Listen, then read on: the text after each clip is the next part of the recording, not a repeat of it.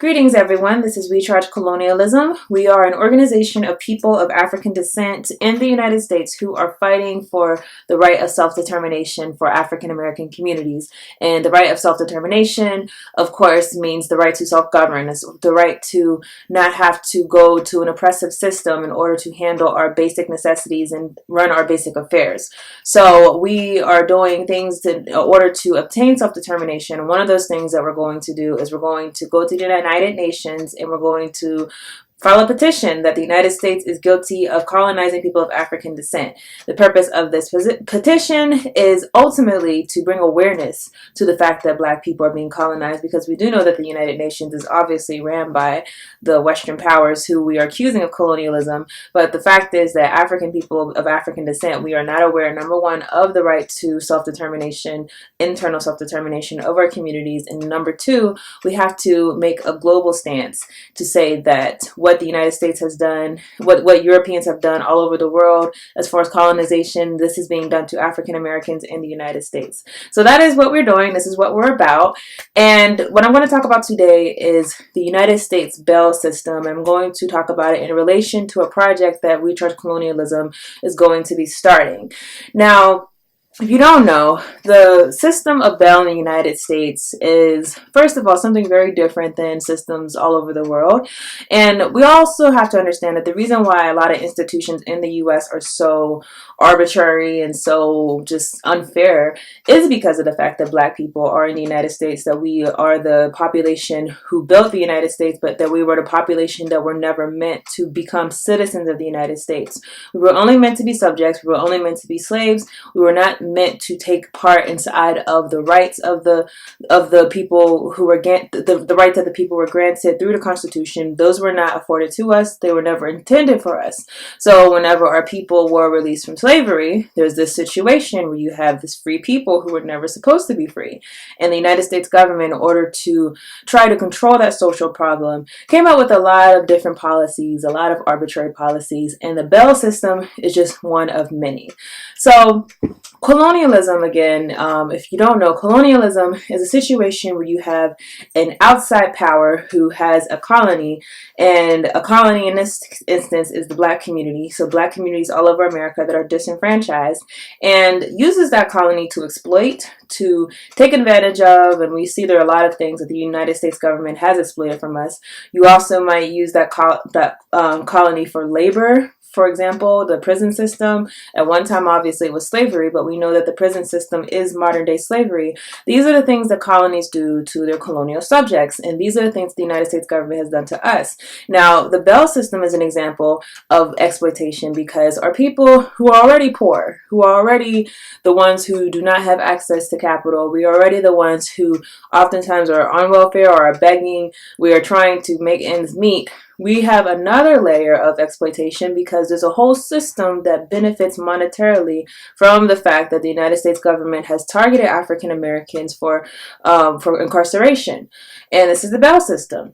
Now, I'm going to read it from an article from The Root. The title of this article is "Money Bail Might Be the Most Racist, Immoral Part of America's Criminal Injustice System." And highlight injustice system, because it's not a justice system, it's the injustice system. So I'm reading a part of this article. The reasons why money bail is immoral, racist, and unconscionably unfair is twofold. One, according to the dictates of the Constitution, every single one of the millions of people incarcerated because of money bail is innocent, meaning innocent until proven guilty. Everyone knows number two, everyone knows that money bail does not work. Crime is falling, but the jail population is rising. Reports note that arrests have fallen since the mid-1990s, and statistics also show that the number of people in state and local jails who have been convicted of crimes has also fallen over the past decade. In fact, despite what most people think, violent crime and property crime have both fallen steadily since the early 1990s, according to the pre-research in government data. The number of people in jail who have not been convicted of a crime, however, has more than doubled since the early 90s. And I want to highlight why this is significant. If you want to know like when things were really starting to go crazy as far as the murder rate, as far as people being killed inside of the Black community, both because of violence from the outside, but also internal violence. That was the 90s. So you would think that the system would have been larger, it would have been more powerful, or there would have been a lot more people on bail in the 90s than today, when the crime rate has really lowered exponentially.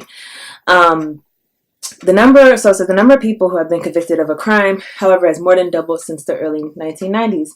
In 1990, about half the people locked in local jails had not been convicted of a crime. In 2016, the number had grown 65% to about 200,000 inmates, to more than 450,000 people. The reason for this is bail. Bail is more expensive and more common than ever. The purpose of bail is to ensure that a person will appear at trial or detain people who are suspected but not convicted from harming the public. Courts often release subjects without money bail because they didn't pose a danger to society. But even though the number of people who have been denied bail remains about the same, about 10%, the number of people who were given bail and the amount has increased dramatically. And it has nothing to do with protecting the public. In fact, the percentage of people who are forced to pay bail for nonviolent and drug offenses saw the most stunning increases. Aside from how common money bail has become, the amount courts charge for freedom has also increased. The cost of bail for drug and public order offenses has grown by 33% and 48%. Median bail for violent offenses increased by nearly 67% between 1990 and 2009. And again, this is very significant because, as I said, the pinnacle of the crime era was the 1990s. So we have to be asking the question, why is an industry still growing where the need is actually decreasing? How is it that you grow and that you have more people who are now being held inside of these situations where the need has actually decreased? In theory, it is also important to note that the time period between when a person is arrested and when they have to show up for court is getting longer. This means that people who haven't been convicted of crimes and therefore are technically innocent sit in jail for longer periods simply because they don't have money. Black people and poor people are disproportionately affected. Just as judges give Black people longer sentences, statistics show that Black defendants receive higher bail amounts and are less likely to be released without bail. The median income for people in jail because of bail is $16,000 per year, compared with $33,000 for the rest of the country. Because of income disparities, it also means that Black defendants are more likely to plead guilty to a crime because they can't afford bail. So, of course, we have to think about this. When we're talking about the fact that by the Constitution, we're supposed to be innocent until proven guilty, and we have a situation where a lot of Black people are in jail and they didn't do the crime, but they're sitting in jail for a long time and they're being offered, hey, we'll give you this deal and we'll let you out of jail, but you have to plead guilty. Well, that person becomes guilty by the state because they couldn't afford to be innocent. And that's the system of bail. The report, okay, so it's going into the report. I'm actually going to skip this part, and the article, again, will be in the description. It also goes to say bail doesn't work. This is not an opinion. There are no studies that show that people released on bail show up to court more often than people who are released without bail. A Columbia University study shows that bail means people are more likely to commit a crime. Detaining people for money also makes them poorer because they can't work. But the biggest reason we know that money bail is an outdated, ill-formed system is that the places where it has been abolished haven't seen a rise in crime or recidivism. Instead of cash bail, the District of Columbia has used an algorithm since 1991 that determines the risk of whether a person will show up in court. The cashless bail system releases more than 90% of people who are arrested for a crime. And guess what happened? Nothing. The crime didn't rise. There weren't riots in the streets. While many have criticized the district's algorithm for having racial bias in it, the Washington Post notes that in 5 years, about 90% of the defendants released were not arrested again before their case were resolved, according to data collected by the DC Pretrial Services Agency. So I'm actually going to stop there. And again, article will be in the description. So Again, we have a whole system, and the article doesn't go into the other layer of the system. Bail bondsmen, the fact that there are companies who are in existence who are making a profit because they pay someone's bail. However, they're going to charge you a crazy amount in order to pay them back. And of course, if you don't pay them back, then you're at risk of possibly being rearrested because you didn't pay the bail bondsman. So there's a whole nother element to this. The point of this video is to say there's a system going on where Black people are being unfairly targeted. Black people are being unfairly arrested already, but we're also being given unfair bail amounts. And a lot of times, the other thing is that a lot of these people who are on bail are actually nonviolent offenders. They have not done anything that would make the public feel like they're dangerous. And so you can't say that they're a flight risk is the other thing, because a lot of these people are poor. There's a lot of people who have never even left their city. So the idea that these people are a flight risk, or you have to keep them there in order to ensure they go to court, there's no basis for that. There's no rationale for that. The fact is, this is just another way for the United States government, one, to make a profit off of its colony, the Black community, to make a profit off of us, and number two, to ensure that they are still having their foot on our neck. It's about social control. It's about ensuring that they have the compliance of the people who they have done the worst things to, they have done the worst crimes against. It's about ensuring that they have them under control so that they can rest peacefully with the condition that they have created in our community. Understand that a lot of the things that come out of the criminal injustice system are motivated by the fact that the capitalist society, the American society that has done horrible things to Black people, wants to do something to ensure that they are without consequence for their actions, wants to make sure that we are under control, wants to make sure that our communities are not going to push back. And of course, the prison system is one way they do this. Of course, the education system is one way they do this. Of course, there's so many different systems. The banking system is one way that they do this. But the bail system in particularly, that is a method of social control. It's funny, the city of New York just abolished bail, and I was just reading an article because a lot of people were scared. The article said, oh, some people are on edge, some cops are on edge because they think this, all hell's going to break loose, and now that they're going to let people who are in jail for nonviolent offenses out. And the question is why? Why is it that people who are in prison, who again we know are mostly Black, and also this is New York City, so there's a great amount of Latinos there too. We know that those people, their presence shouldn't be threatening. The fact that they're not at home, the fact that they're not living their lives, that shouldn't be a threat, hypothetically, to the city. However, again, the capitalist system never wants to deal with the consequences of its actions. It never wants to deal with the horrible policies, decades and decades of policies that have been done against the Black community. It never wants to see that recompense. And the people who are in power, the people who are in the elite, they don't want to have consequences for those actions. So we will talk more about the bail system. I just want to do this introductory video because we Charge Colonialism. We are launching the Justice Bank. The Justice Bank, we're going to start raising money to help our brothers and sisters who are in the bail system. And you might say, well, what's the point of raising money? Think about it, if it was you. What if it was you that was sitting in jail? You did something so simple like didn't pay a parking ticket because maybe you couldn't afford it. Maybe you were just overwhelmed with other things that you were prioritizing, maybe your bills or whatnot.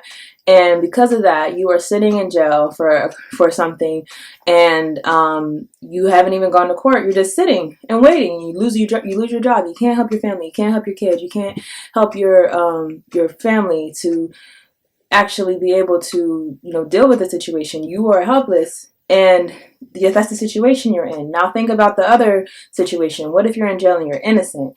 And what if you didn't do it? And the fact is, you just didn't have money to pay the bail. You just didn't have money. And that's the situation you're in. Because of that, you have to sit in jail until a trial is held. Think about Khalid Browder. He didn't steal the backpack that he was accused of stealing. He sat in jail for years. I believe it was 2 years, for something he didn't do. And not ultimately, think about what that did to him psychologically. Think about the fact that he couldn't even go back to his normal life. He ended up killing himself because of the psychological pain that he was caused from being, not just in jail, but in solitary confinement for years. So this is the system that's happening. And yes, I know a part of it's like, wow, you know, we have to pay money to the same system. But again, think of it as youth. Think about the fact that these are our people, and we want to do something to help them to actually get out of the situation that we're in. So We Charge Colonialism, we're launching the Justice Bank.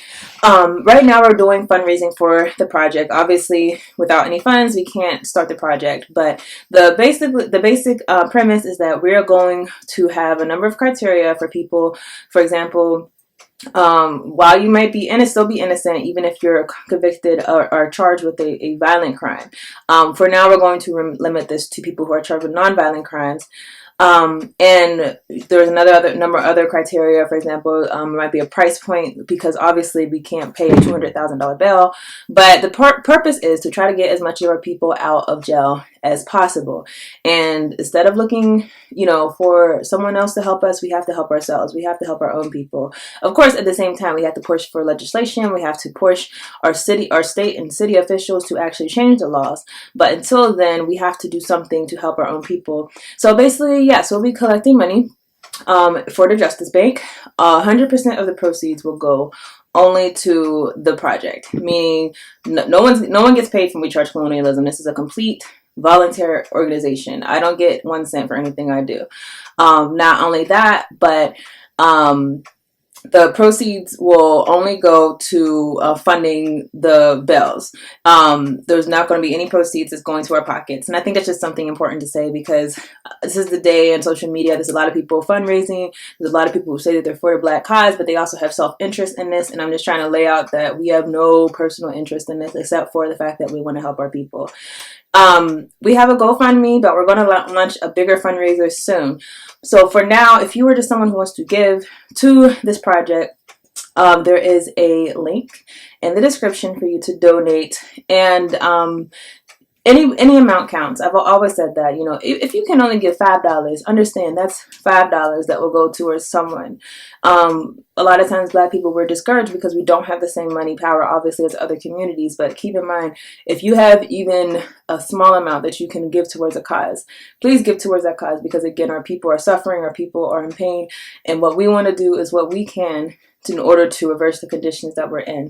So this will just be a project of We Charge Colonialism. Obviously, our overall goal is to fight for the right for self-determination, but we also need to help our people who are in the struggle or in the fight. So this will be the first project of the Justice Bank. So again, if you're interested in donating, please donate. Please look out. We're going to have a larger fundraiser coming soon. But this is all on this subject.